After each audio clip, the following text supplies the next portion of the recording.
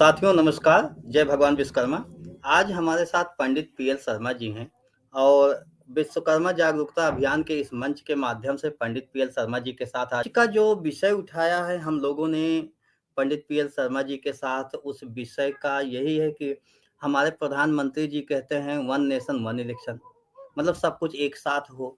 एक साथ करने के लिए उन्होंने बैंकों का, बहुत सी बैंकें थी उनका विलय करवा दिया, एक साथ करवा दिया। ऐसी बहुत सी केस हमारे प्रधानमंत्री जी ने किया। तो हम लोग भी चाहते हैं कि हमारे विश्वकर्मा समाज के लोग एक साथ एक मंच पर आएँ। और एक साथ एक मंच पर कैसे आएँगे? ठीक है, सामाजिक रूप से हम लोग प्रयास कर रहे हैं, हमारे संगठन प्रयास कर रहे हैं, समाजसेवी प्रयास कर रहे हैं, लेकिन सरकार हमें अलग-अलग क्यों कहती है? क्यों वो लोहार, बढ़ई, सुनार, ठठेरा, कसेरा, ताम्रकार, शिल्पकार ऐसे बना के लिखती है? तो इसी संबंध में पंडित पीएल शर्मा जी के साथ संवाद करेंगे, बात करेंगे। पंडित जी, आपका स्वागत है इस मंच पर। और मैंने बताया कि वन नेशन वन इलेक्शन की तर्ज पर वन विश्वकर्मा क्यों नहीं हो सकता, वन विश्वकर्मा कम्युनिटी क्यों नहीं हो सकता। तो आपका स्वागत है, आप अपने शब्दों में इस बात को रखिए।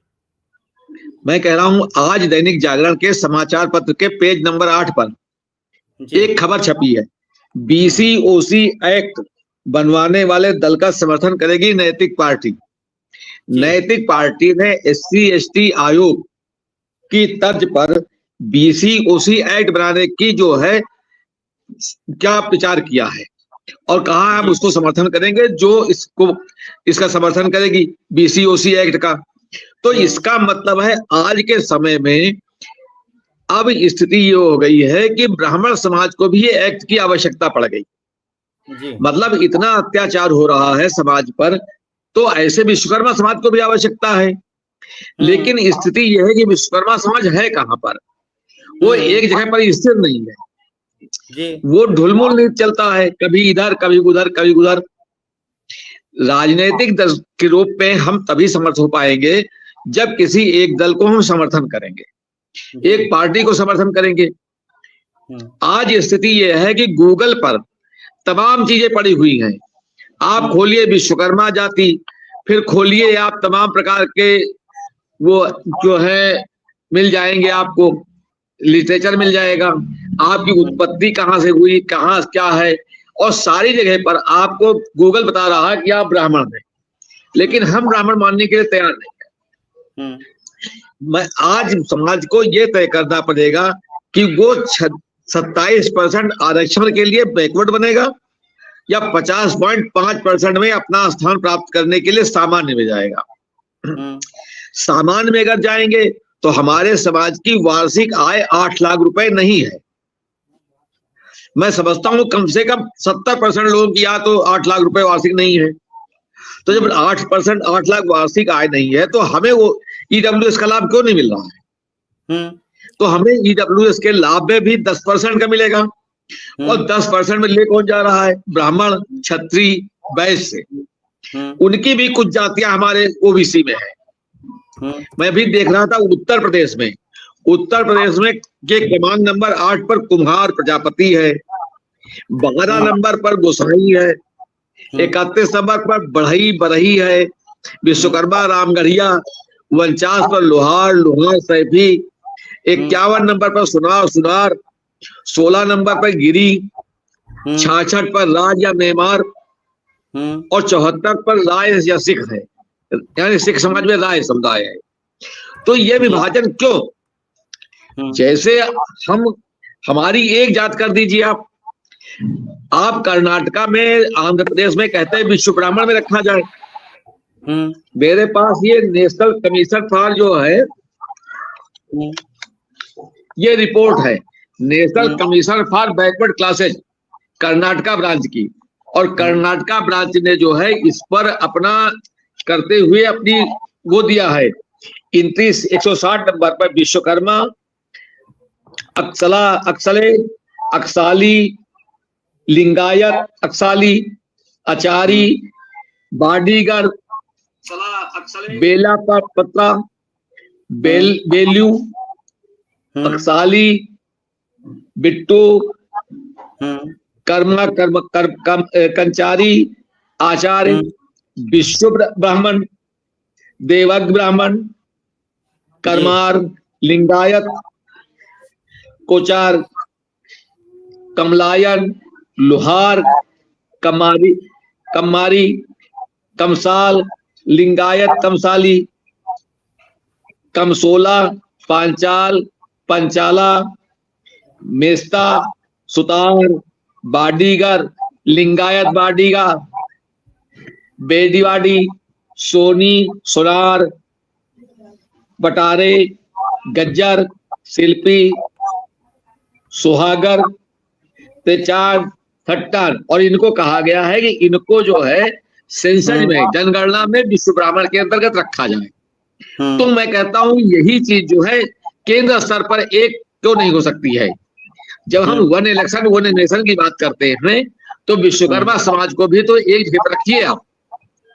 आप लिखिए विश्वकर्मा समाज के जो लोग हैं वो विश्व ब्राह्मण होंगे या वैदिक विश्वकर्मा ब्राह्मण होंगे, बीच में वो जो अपनी उपजातियां लिखते हैं लिखे। तो हमारी जनगणना कम से कम एक स्थान पर एक पता चले कितनी जनगणना है। आपने हमें 10 जगह बांट दिया है और 10-10 करके है तो पता लगा हमारी जनसंख्या 10 है और है जबकि 100, 90 को आपने छिपा दिया जी। तो ये राजनीतिक रूप से जो हमारे साथ ये किया जा रहा है भेदभाव, जो हमारा नुकसान किया जा रहा है, उसको भी समझना पड़ेगा। आज क्या जरूरत पड़ गई कि चंद्रभूषण पांडे जो नैतिक पार्टी बना रखे हैं उनको ये कहना पड़ेगा कि नैतिक पार्टी उसको समर्थन करेगी जो बीसी और ओसी एक्ट बनाएगा। बात तो ये हो रही है ना कि आज आवश्यकता ये पड़ गई कि उनको भी अपने अस्तित्व बचाने के लिए एक एक्ट की आवश्यकता है और हमें को नहीं जरूरत है। हम कब तक पिछलग्गू बने रहेंगे, भैया भैया कह करके पीछे रहेंगे। हमारा भी अपना अस्तित्व है। अभी आप देखिए विश्वकर्मा जाति का जो हम निकालते हैं तो विश्वकर्मा जाति में 12 संहिता, अत्रि स्मृति, यम स्मृति, 18 स्मृति ग्रंथ, यजुर्वेद, ऋग्वेद, सामवेद, इन सारे वेदों में हमारी स्थिति है। और सनातन धर्म में या हिंदू धर्म में प्रमाण के रूप में केवल वेद है, पुराण भी नहीं है, वेद है। वेद ही प्रमाणिक ग्रंथ है। जब 1818 में एक विश्व ब्राह्मण के घर में नदी में इन तथा कथित औरसीय ब्राह्मण में जो आश्रित ब्राह्मण है, इन्होंने जब उसको छिन्न भिन्न कर दिया और उनका नुकसान किया तो मामला कोर्ट में पहुंचा।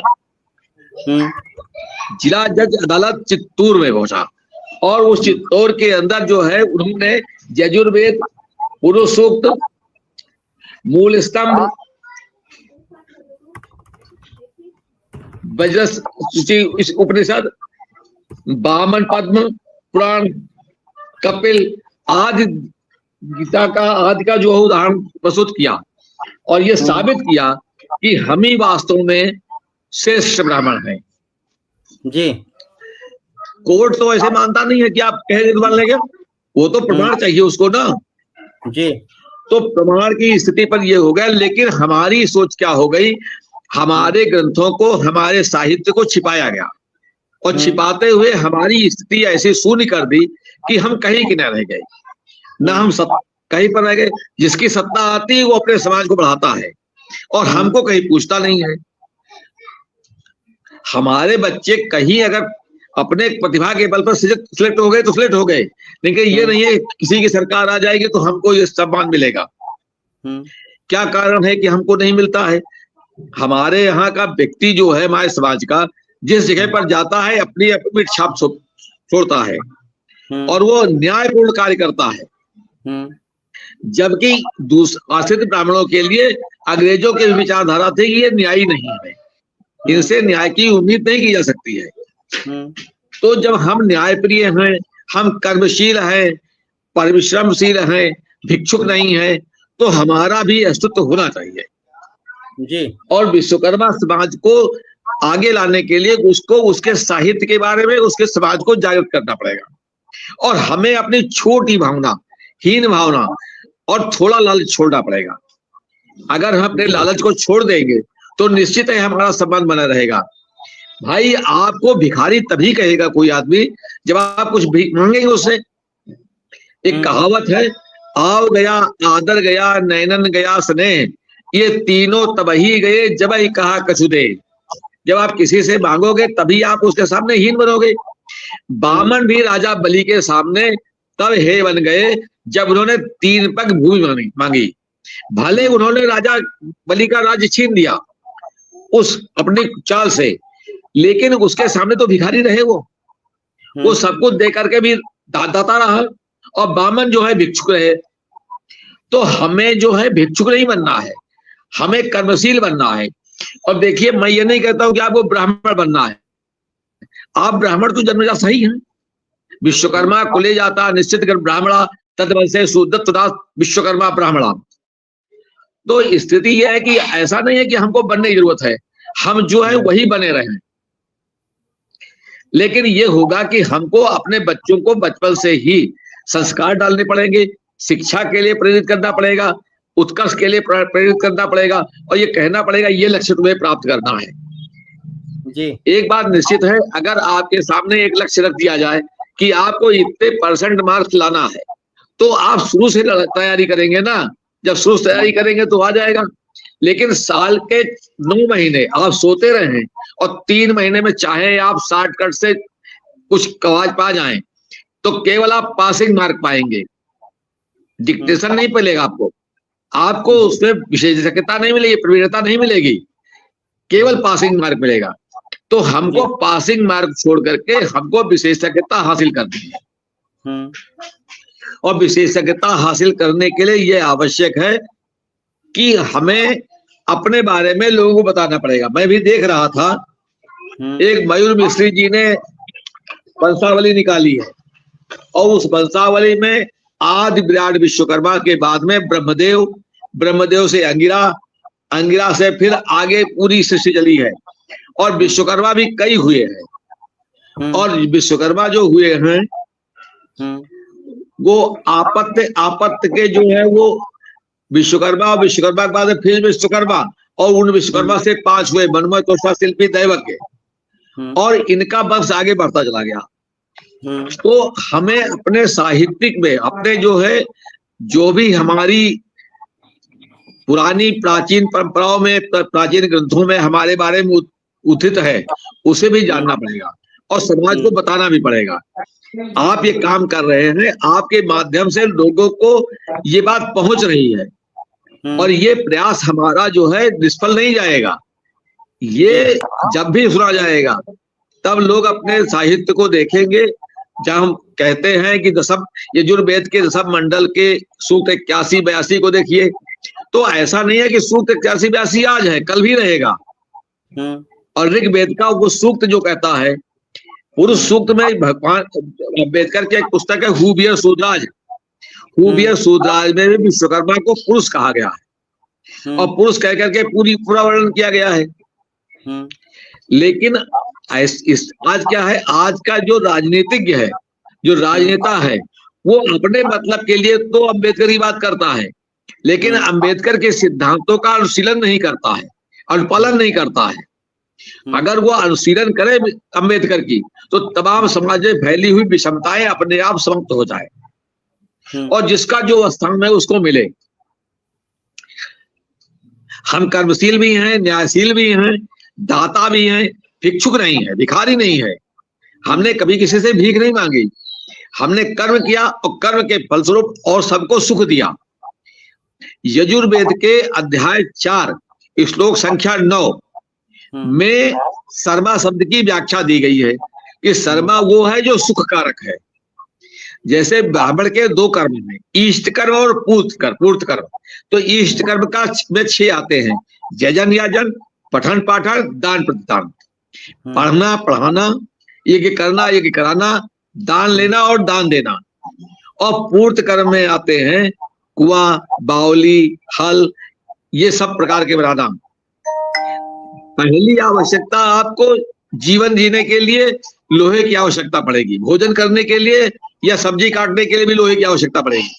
फिर आपको वनस्पति की आवश्यकता पड़ेगी, उसके बाद फिर आपको पात्र की आवश्यकता पड़ेगी, पात्र के बाद में जब आपके पेट में कुछ हो जाएगा तब ईश्वर चिंतन के लिए मूर्ति की आवश्यकता पड़ेगी। जब मूर्ति की भी आवश्यकता पूरी हो गई तब आपको अपने साज सज्जा के लिए आभूषण की आवश्यकता पड़ेगी। आज हम जिस विमान की बात करते हैं, हवाई जहाज की बात करते हैं, वो खोज ऋषि भरद्वाज ने बहुत पहले विमान शास्त्र में लिख रखा है। तो हमसे परे है ही क्या, लेकिन हमारे साहित्य को लोगों ने छिपा दिया। योगी जी आए, योगी जी ने कहा भाई 17 सितंबर की छुट्टी कैंसिल, निरस्त कर दी। बड़ी अच्छी बात है, कहा कि हम 17 सितंबर को बताएंगे विश्वकर्मा कौन है। लेकिन जब उनके मुखिया मोदी को ही नहीं पता विश्वकर्मा कौन है, एक इंटरव्यू में एक लड़के से पूछ रहे, उसे कहा विश्वकर्मा जो है सबके देवता, सबका कल्याण चाहते हैं। कहे नहीं नहीं, जो हाथ से काम करते हैं वो विश्वकर्मा है। तो आपने तो हमें दस्तकार तक सीमित कर दिया। तो सीमित करने से कुछ काम नहीं चलेगा। स्थिति ये होगी जब तक कि हमारी बात को आप तक पहुंचाएंगे नहीं। जब अध्यापक को ही पता ही नहीं ABCD क्या है तो बच्चों को पढ़ाए क्या क्या। तो आज जैसे आपकी बात महाकुंभ हो रहा, महाकुंभ में भी उज्जैन के एक जगदीश गुरु जी है, उन्होंने अपना कैंप लगा रखा है, वहां विश्वकर्मा महापुराण होगी।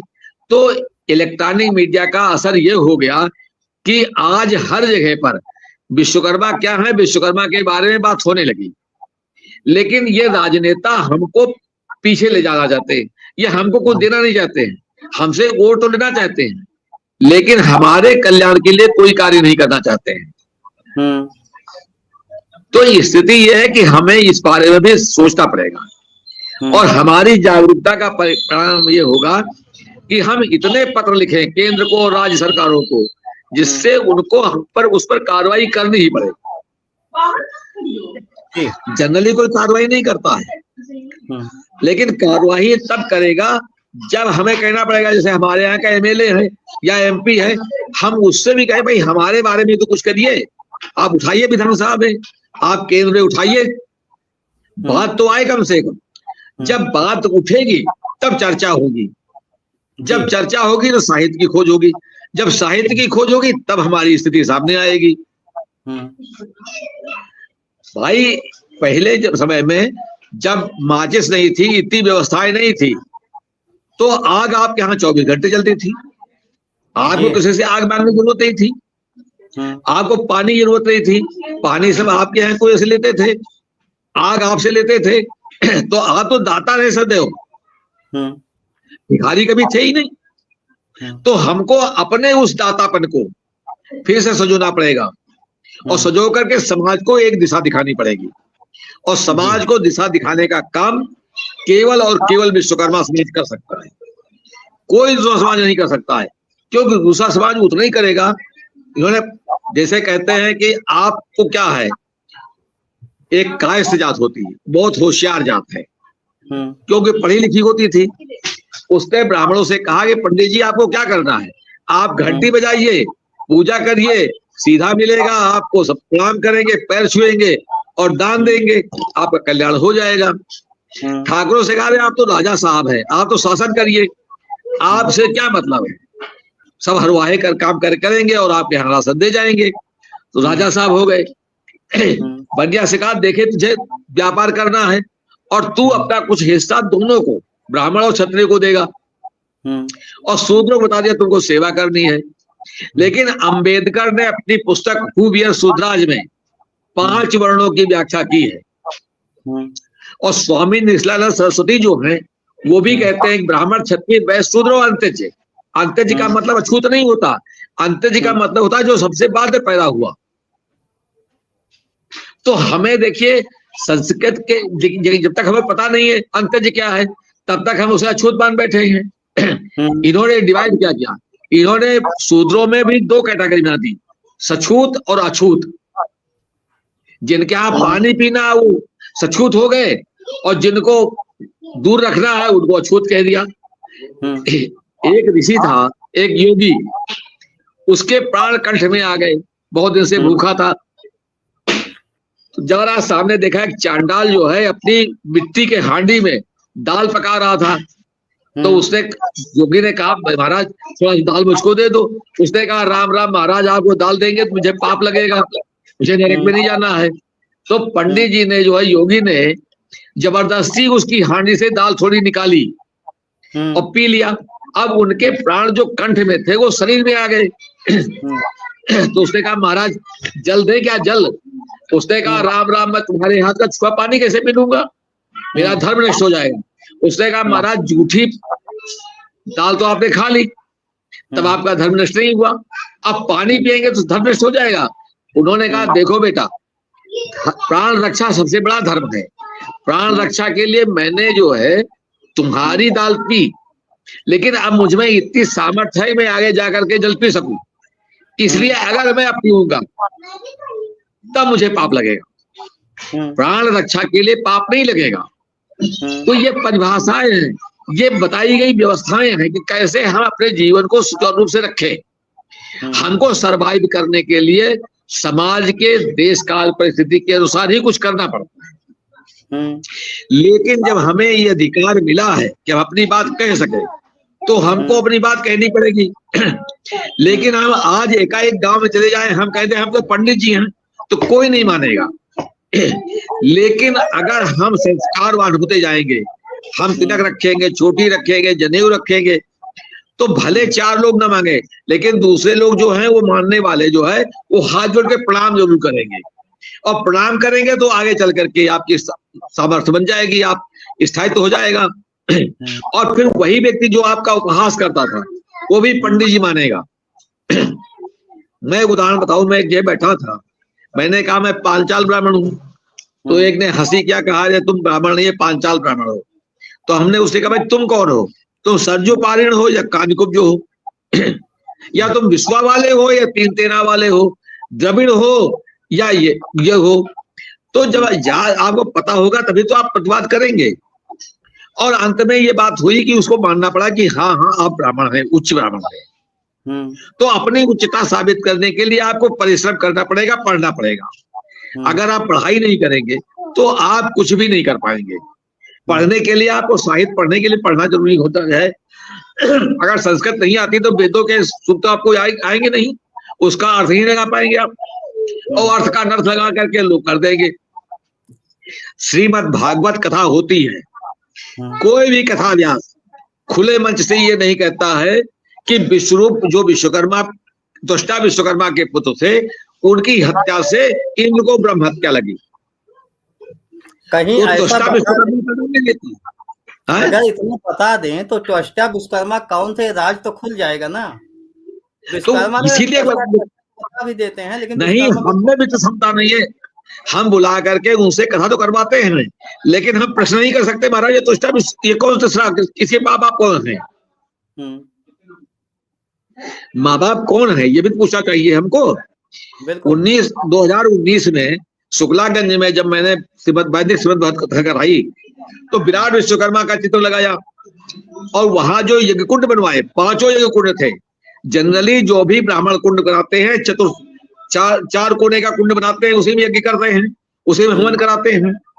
वो तो मय वंश का है ना, सनातन का है।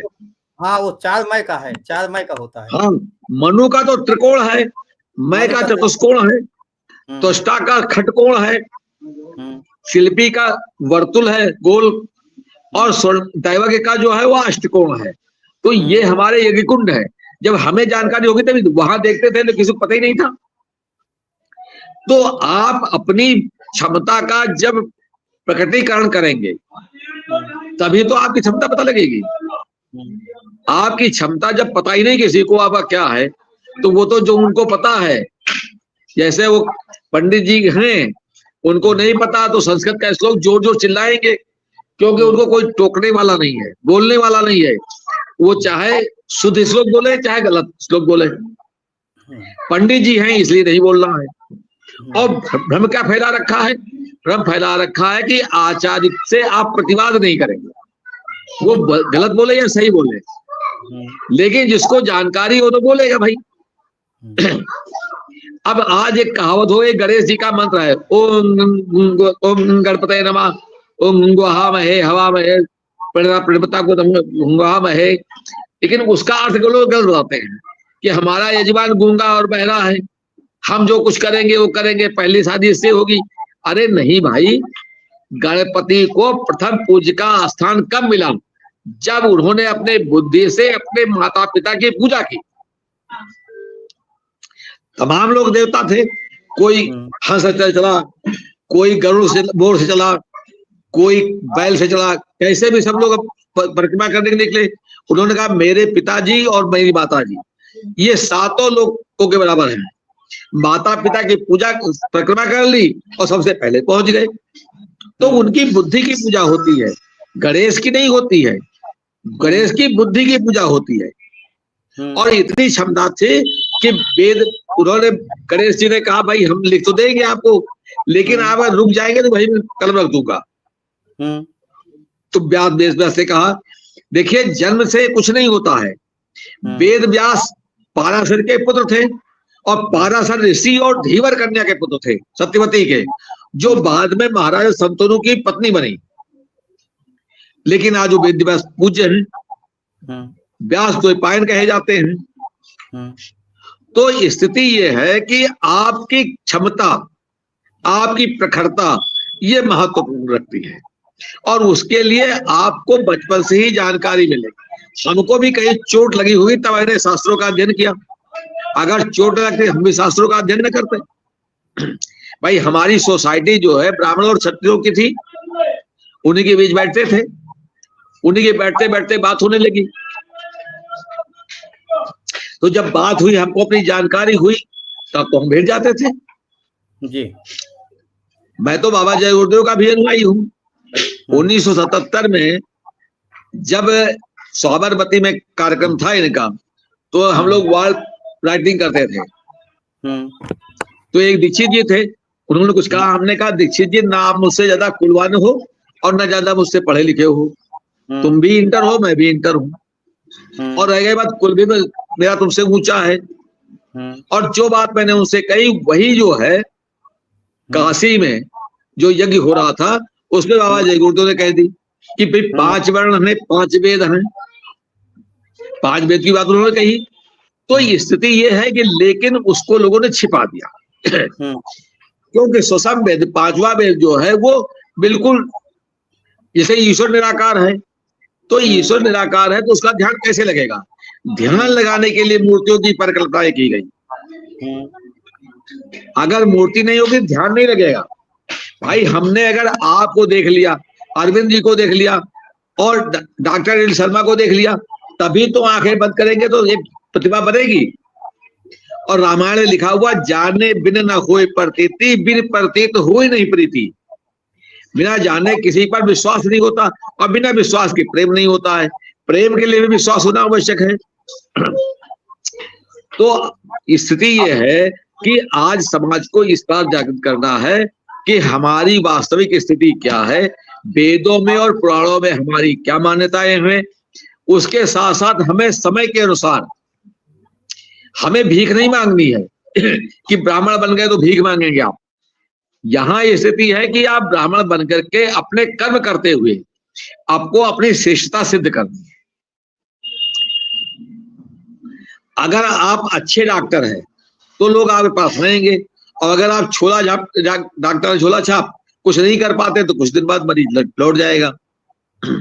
उसको तो अपने आराम से आवश्यक मतलब है ना, पैसा तभी देगा जब उसको स्वास्थ्य लाभ होगा। लीजिए डॉक्टर अनिल शर्मा जी को लीजिए लाइन पर।